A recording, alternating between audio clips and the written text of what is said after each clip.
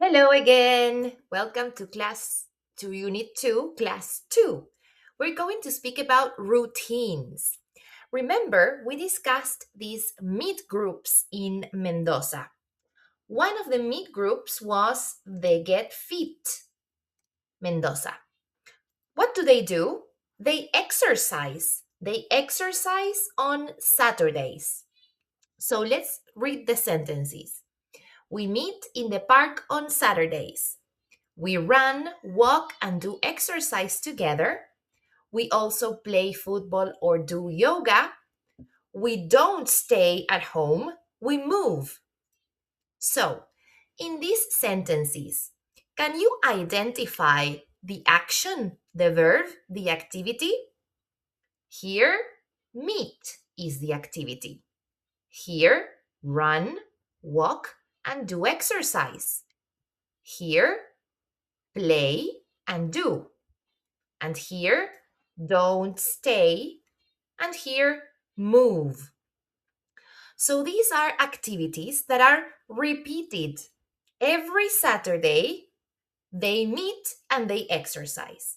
These are called routines or habits. So this is the present simple. We use it to talk about routines, what you do every day, the activities that you do in the morning, in the afternoon, at night.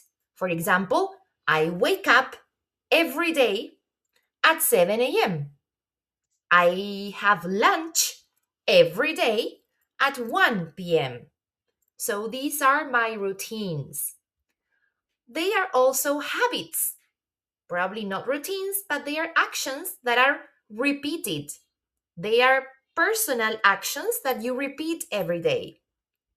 At night, I read every day. And they are things that we do regularly, frequent activities that we repeat. Also, we use it for ongoing truths. For example, my name is Wanda. This is a truth, it's a fact, it doesn't change.